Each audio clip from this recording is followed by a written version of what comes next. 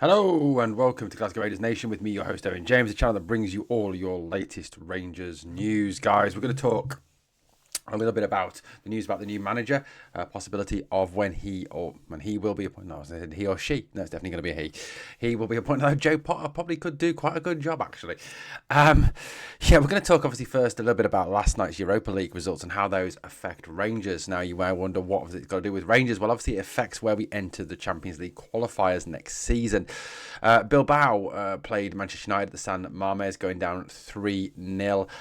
One of their players, obviously the guy who pulled Dessa's shirt, he was sent off. Man United went on to win that game 3-0, and it looks highly likely that Manchester United will progress to the final, where they are likely to play Tottenham Hotspur, who beat Bodo Glimt 3-1, barring a Bodo comeback in Norway. Look, which is quite remarkable that two teams that are 14th or 15th or 15th and 16th in the English Premier League will get to the Europa League final, which I think is absolutely remarkable. However, you may ask questions as to what does this mean for Rangers in terms of these results. So look, Bilbao obviously now highly unlikely to enter to win the Europa League, which means that Rangers will be pushed further back in the Champions League qualifying. Had Bilbao progressed to the final and won the Champions League, obviously that meant that Rangers would have been put into the Champions path into the Champions League, which would have obviously involved one less qualifying round. However, now with the likelihood that Bilbao will be knocked out by Manchester United, so all you fans celebrating this, you've got to kind of think of the impact this is going to have on us. It means that we will enter the competition now, not at the third qualifying round, but at the second qualifying round, which means that we will be playing at the end of July, which gives obviously the new manager and the new owners less time to A, build a squad, and to B, work with that squad to gel it ready for Champions League qualifiers. And I think, we can all kind of look at it now and we can all talk about, we love Rangers Thursday nights, but we can't keep playing in the Europa League. It is not good for the club. It is not good for the club's financial situation. It just means we fall further and further behind that lot from across the city financially. At the end of the day, we do need to be competing in the Champions League. We need to get the Champions League money into the club if we are going to succeed. And that's certainly why the owners are looking at buying the club, because they want Champions League football. I certainly, would much prefer to be playing Champions League football next season. I get absolutely heartily sick to death of this stupid argument that the Europa League is our level, etc., etc. Well, it's not. We're not going to win it. So, look, at the end of the day, you need to be in the competition that pays you the most money, because that's what we need to be doing to get back to competitive ways, at least in this short term. So the second qualifying round starts on the draw is the 21st of June. The first leg is the 25th and 26th of July. The second leg is the 1st and 2nd of August. So it means that we will obviously have an earlier fixture, which is not great for the club and it's not great for the new manager either. That would then progress to the third qualifying round, which is the 8th and 9th of August. The first leg, the second leg is the 15th of August. If you were lucky enough to progress through that, you then progress to the playoff round, which is the 22nd and 23rd of August, and the second leg is on the 29th and 30th of August. Obviously, progression from that means you progress into the league phase of the Champions League. So you can see there, it means more games. It means a tougher path. It means, an increased level of competition. It's not the best, is it? It's not the best. So, like I said, all those of you celebrating the Bilbao defeat last night, make your own mind up. Make your own mind up, because I'm sure whatever I tell you, whatever I say, you'll probably just slag me off nonetheless. Anyway, let's talk a little bit about the next manager. Now, obviously, there's still, so many different rumours and reports going around as regards who will be the next manager. Last week, obviously, most of the smart money seemed to be heading onto Marco Rose, the German former manager of RB Leipzig and of Borussia Dortmund, who I would personally think would be an excellent appointment for the club. Then obviously it seemed that once the talk of the Red Bull money coming into the club, there was then talk of that Steven Gerrard seemed to very much be the favourite for the job again. However, this morning, given the Kevin Thelwell, who is the sporting director, former current Everton sporting director, soon to be ex-Everton sporting director, who will become Rangers sporting director at the end of the season, and certainly will have his work cut out for him, with so much in his in-tray, contracts to sort out, deadwood and swamp to drain, players to sign, get ready for the Champions League. The guy is going to be inundated. And I think, one of the issues that obviously he's going to initially face before he even looks at the new manager is the scouting networks. To what extent are they developed enough? Do we have enough scouts? Do we have scouts in the right places? Do we have people on the football recruitment team that are good enough? It's a hell of a lot to do. There's a hell of a lot to do. However, according to reports this morning, Kevin Thelwell has told the new owners that Sean Dyche would be an excellent, in his words, appointment for Rangers as their new manager. This, of course, comes off the back of Dyche losing his job and being sacked by Everton for having them virtually in the relegation zone most of the season, despite the amount of money they've spent. I've got to say, Kevin Thelwell, you've got to take whatever the papers say with a pinch of salt. Of course you have. I mean, who knows who the hell reports that? Who the hell was there? Who the hell leaked that? You don't know that. That's probably just the media putting two and two together and getting five, because Kevin Thelwell appointed Sean Dyche. Well, was part of the group that appointed Sean Dyche as the manager of Everton. Therefore, we look at it. Rangers need a manager. Kevin Thelwell's new sporting director. Therefore, Kevin Thelwell will want Sean Dyche as manager. That's just, lazy journalism. Of course it is. But look, I mean, sort of debating the wider issue here, forgetting to move away whether or not that story is actually true. And look, I definitely would take it with a massive pinch of salt. Huge pinch of salt. For me, Sean Dyche would be a ridiculous appointment. An absolutely ridiculous appointment. Look, yes, I'd rather have Sean Dyche than Barry Ferguson. I'd rather have Derek McInnes than Barry Ferguson. I'd rather have Jimmy Thielen than Barry Ferguson. I'd rather have Stuart Kettlewell. I'd rather have Robinson. I'd rather have Davy Martindale than Barry Ferguson as manager, because they're all better coaches and better man managers and better in-game managers than Barry Ferguson. Look, Barry Ferguson is not going to get the job. So all of those of you who love to sing your Barry songs, he isn't going to be the new manager. Even if he wins the Old Firm on Sunday, he is not going to be the new manager of Rangers. Personally, like I said, I've said on numerous videos now, as much as I love the guy to bits, he's a Rangers legend. He is an absolute star. He will be always remembered as one of the best players that ever played for this club. I loved him as a player. I will always love him as a player. I think he's Rangers till he dies. He's staunch. Get all that. He is not a good manager. You've really got to look at his 40% career win percentage, his 36% Rangers win percentage, his poor in-game decisions, his awful team selections, his poor substitutions.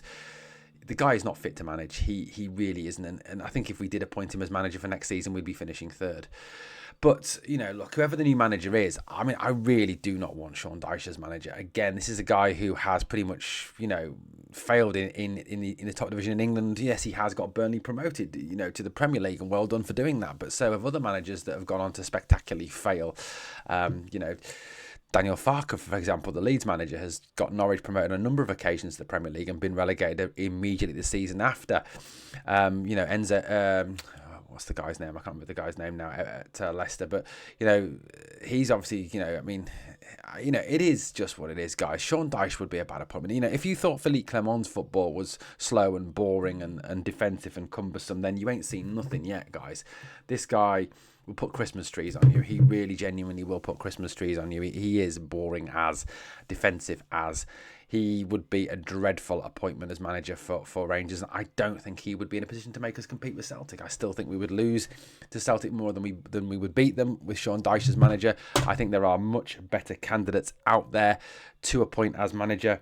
For example, I would rather take Stephen Gerrard. I'd rather take Marco Rose, Kevin Muscat, all candidates who I think would be far more suited to the job. Now, what have the new board and Kevin Thelwell said in terms of the appointment of the new manager? Now, obviously, a lot of you now are kind of, I think there was a lot of expectation that once the new manager was in place, once we kind of knew who the new sporting director was, we'd all kind of, then be sort of knowing the new manager very quickly after that there would be an appointment. Obviously, even once the takeover was confirmed, that then we would know who the new manager is going to be. However, it now indicates that the announcement of any new manager will not come until after the end of the season, which is the right thing to do, because I think if you were to make a judgment or make a announcement now, or in a week's time, or whenever when the takeover completes, say the start of May, with season still to go, you are undermining Barry Ferguson. You are undermining the coaching team there. You are undermining the current setup there, and you can't realistically do that. You've got to whether or not Barry Ferguson is going to be the new manager next season, which is highly unlikely. You still cannot undermine the guy. You still cannot set up this alternative person, because you look at it then, and the players will be looking at it and going, well, I really, really now don't need to listen to you anymore, because he's the new manager. It's what he says that matters. What you say, you can just shut the fuck up. I'm not interested in what you've got to say anymore. That happens. That naturally happens, and that's what happens in football. And I think we've seen that at times, when new managers have been appointed and existing managers or interim managers have still been in charge. You've seen an undermining of that manager. So, I don't think that it's a bad thing. As much as we're all desperate to know who the next manager will be, we're all desperate to find out. I think it is the right decision to make that announcement post the end of the season. And, whoever it may be, whether it be Gerrard or Rosa or Dyche, for God's sake, it will be who it will be. I mean, I still have this kind of sneaking suspicion that it could even be someone that we have not even discussed yet, that we have not even mentioned yet, that the 49ers, Greta Steinson and obviously Andrew Kavanagh will have kind of been away looking at management candidates, looking at prospective managers, and will have, say, identified a person, spoken to that person, and perhaps already got them signed up for the project, and like I said, it could be someone that is not even on the bookies list. I mean, it's highly unlikely. The bookies do tend to be in the know. But look, I think, I genuinely do believe that there could still be that possibility that there is genuinely someone we do not even list. It could be someone, like I said, that has not even been mentioned yet. A real left field candidate that comes out of nowhere and is appointed as the new Rangers manager once this season ends. Guys, let me know your thoughts in the comments down below. Look, all thoughts now obviously must turn to Sunday, to the Old Firm. It's the final Old Firm of the season. They are already champions, which I suppose is good because, well, it's not good. I mean, it's good in, well, let me explain myself. It's never good when they're champions. Let's first of all say that. What I mean is, it's good that they don't win it at Ibrox. If they come to Ibrox needing one more win, and they won at Ibrox, and they win the game on Sunday, and they win the title on Sunday, it's not great, is it, to see that? So at least that's out of the way now. That's what I mean. Hopefully you get that. But look, it is a game that is essentially a dead rubber. But look, is there ever a game that has no meaning in the Old Firm? Is there ever a game that really doesn't matter in the Old Firm? Well, I would say no, because there's always the hatred there. There's always the passion there. There's always the fight there. They'll have, Celtic fans will be in Ibrox for the first time in a long while. There will be an intensity there. And I think, Rangers players will, I think, as stupid as this sounds, Rangers will raise their game and will look like a completely different team on Sunday because it's Celtic, and then probably will go and lose to Aberdeen the week after because that's what the complete bunch of charlatans and frauds these players are. They can raise their game for Celtic, they can raise their game for Europe, but the moment they come to play the bread and butter of the league, they don't want to know.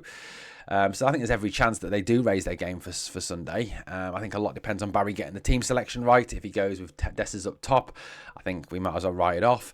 But look, I think at the end of the day, you've got to look at it in terms of that will happen. But by that same token, we've won the last two games against them. We're back-to-back winners. We beat them at home. We beat them at Parkhead. They will not want to come out of this season having lost to us 3 times. They will not want a situation, yes, they know the cup final, but that doesn't really count because it was a draw. I know we kind of lost on penalties, but, that goes down technically as a draw. they will not want to come out this season having lost to us 3 times. So they will be bang up for this game, and there will be an intensity to their play as well. As we've heard from their players all week, they will want to show why they are champions. I think that will be kind of the indication there. So it will be a tough game, and it will be a physical game, and it will be, I think, a 1,000,000-mile-an-hour game as well, with both teams going for it. So, look, I mean, recent history obviously favours us. Of course it does. We've won the last 2. But like I said, they are obviously the current champions, and they will want to prove that they deserved to win that title. They certainly won't want to come out of a season having been crowned champions, even possibly winning a treble, yet having lost to us 3 times out of 4, or 3 times out of 5 if you include the cup final. You never want that. You never want to have lost the majority of your games against your most bitterest rivals, do you? You never want that, ever. Yes, you want the trophies, but you certainly want that other accolade as well, don't you, of beating your most bitterest rivals. And like I said, I think there will be an intensity to their play that we perhaps didn't see in the first half at Parkhead last time we met. Guys, let me know your thoughts in the comments. Thank you for watching Glasgow Rangers Nation. Guys, on your way out, please like, comment, share and subscribe. And remember always, we are the people.